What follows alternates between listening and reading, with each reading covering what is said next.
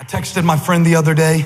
I said, I want you to make this confession over your life for 30 days. I want you to look at everything that seems stupid that you're doing right now, that feels like, because I know moms feel like this. I know you do. I know that employees in jobs that you don't really like feel like this. I know couples trying to get out of debt feel like this. I know people that are believing God to bless them in a bigger way, and you know you're in a small space. I know you feel this way. I said, I want you to make this confession over your life. I said, I want you to say, this is significant.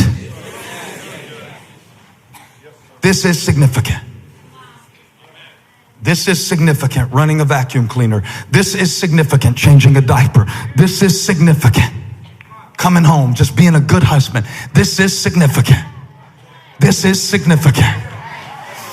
The devil won't like it when you say that, because the way he gets you to leave your assignment is to convince you that it doesn't matter what you're working on. It's so small. It's so small. This is significant. And don't wait to say that until it seems significant, because that takes no faith. This is significant. This. Not just that. This is significant. Have you ever wanted a new car and you picked out the kind of car you wanted, and the next thing you knew, you started seeing that car everywhere you went? What happened? They just flooded the market with that car all of a sudden? Google has an algorithm in your brain, and so they put the cars in front of you? Perhaps. We're probably coming to that day. But it wasn't Amazon, baby. It was your attention. You started seeing it when you started searching for it. You want a life that matters? Make it matter. Make it matter. Make it matter. This is significant. It's a cloud the size of a man's hand. And Elijah said, let's go. That's what we've been waiting for. It sucks, but it's a start. It's small, but it's a start. I barely see it, but it's a start. We got a long way to go, because we got in this famine 3.5 years ago, and it's not going to be over overnight. But it's a start. It's a start. And my start is significant. Can I show you one more thing? Can I? If you need to leave, go ahead and leave. But I'm going to take 10 minutes with everybody who wants to hear. Because if the enemy cannot get you to stay, listen, he wants, and I don't know if you believe in the devil, but your brain, let's approach it from a psychological perspective. If you don't believe in the devil, you don't have kids. But just in case you don't have kids and don't believe in the devil, your brain is wired for survival, okay? So when you're living in your head, all you're thinking about is survival. What had Elijah been doing for 3.5 years before the drought was over? Survival, which in that 3.5 year span was success. Because sometimes just making it is what matters. Just making it is what matters. I mean, just still being in faith is victory sometimes.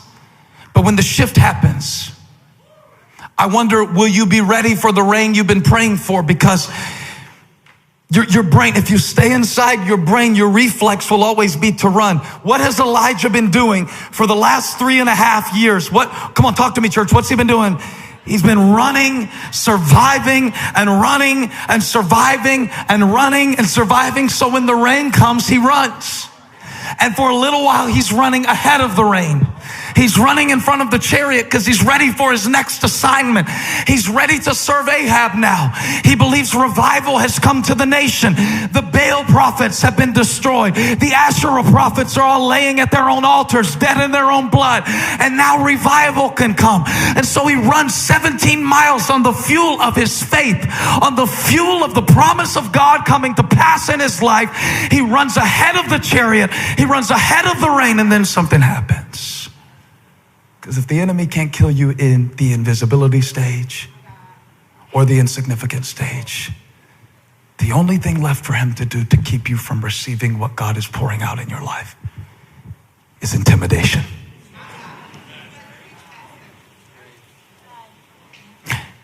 He can't keep God from making it rain. But maybe he can keep you from receiving it. If he can get you running. See, because I'm a runner. I'm a refugee. And I'm a rainmaker. But now I'm a refugee. Watch what happens. Watch what happens when Elijah should be celebrating the storm. I'll come back to that another week. Celebrate your storm. Celebrate your storm. We always preach about storms like it's something we want to get out of. What if the storm that God sent into your life was to prove his presence? Celebrate your storm. Celebrate your storm. Celebrate your storm. Celebrate the storms you survive and celebrate the storms when they come, because you know God is with you in the storm. He is an ever-present help in the time of trouble.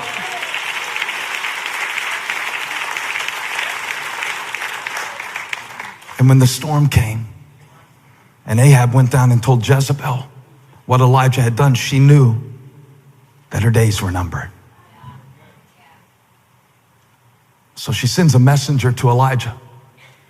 And what happens next is going to shock you, because you just watched the faith of a rainmaker. But now you're going to see the fear of a renegade, a runaway, a refugee. And the messengers come to Elijah. Come on, let's play this out.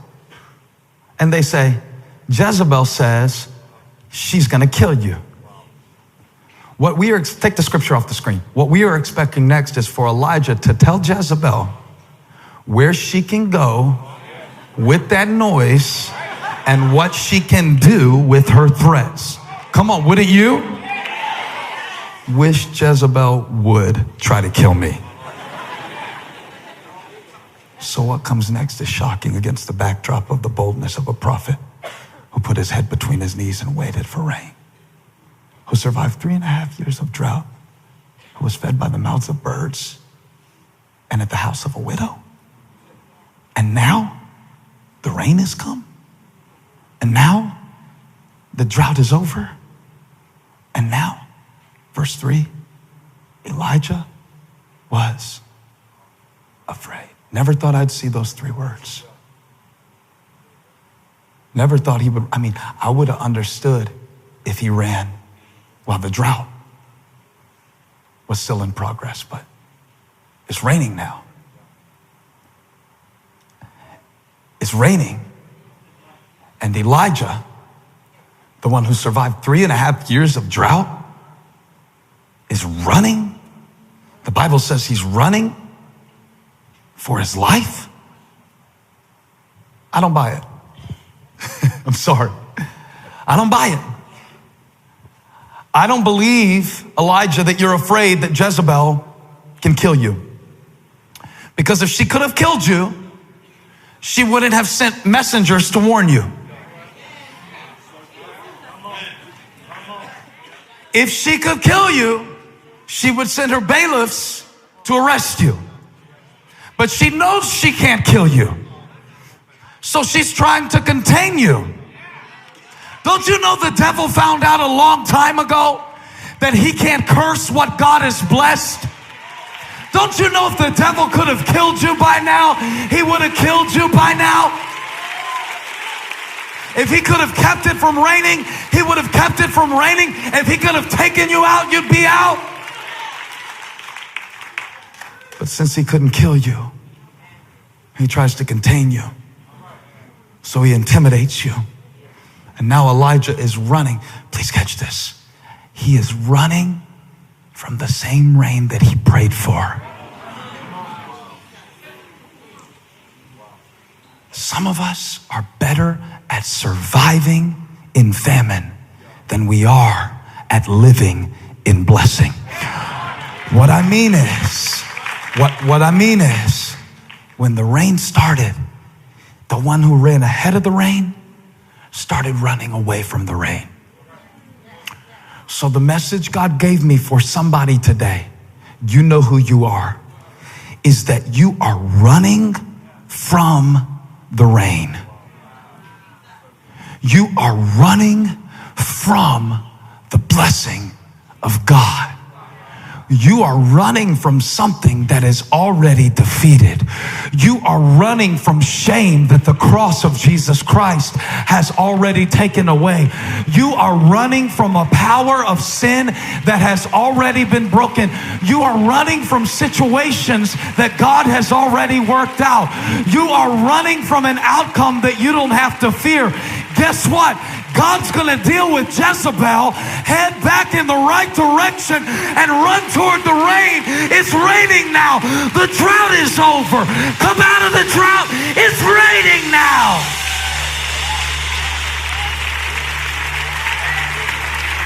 It's raining. Why would you run from the rain? Why would you run from the blessing of God? See, when you run from the resistance, you run from the rain. When you run from the battle, you run from the blessings. When you run from the problem, you run from the promise. When you run from the problem, you run from the harvest. What are you running from? You really believe that Jezebel can kill you after all you've already survived? You really think Jezebel has the power in her mouth to stop what God is doing in your life? No, somebody shout, I'm coming out of the drought. I'm coming out of the drought. I've been dry too long, defeated too long, depressed too long, discouraged too long. It's a new season in my life. I feel the presence of God so powerfully in this place. I'm ready for rain. I'm ready for rain.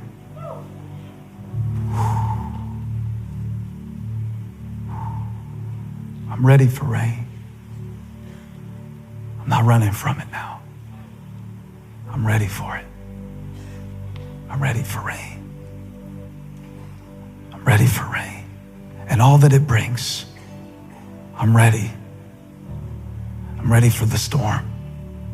Isn't it amazing how you can be in a blessed situation and have a dry soul and have rain falling all around you? And Elijah ran for his life. And he went into a cave in the wilderness. And he isolated himself.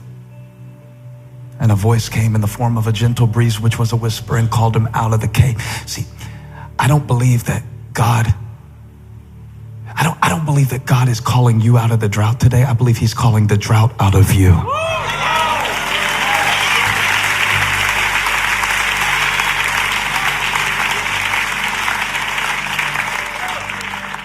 Listen. If this is for you, you'll know it when I say it. You've been telling yourself you're in a dry season. Really, you've just been in a dry place.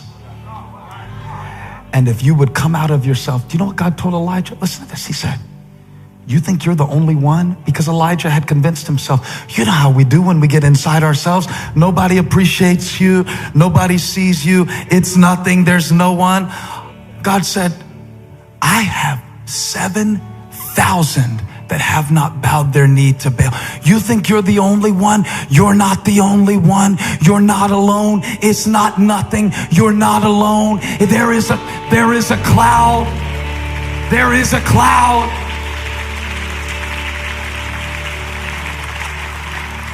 But you won't see it in the cave. Now I want you to stand to your feet because the Spirit of the Lord is passing by.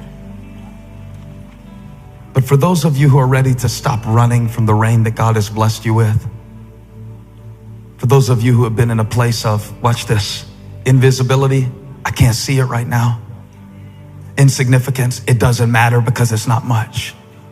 Or intimidation. Sometimes God can bless you with the very thing that you were believing him for, and you don't know how to stand in a season of success.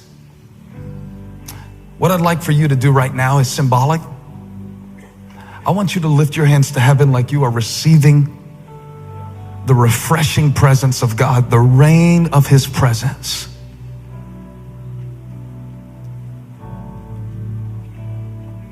And when we say we receive your rain, let's not picture our situations right now, okay? Let's sing it over our souls. Maybe you're in a good season, but you're just in a dry place inside.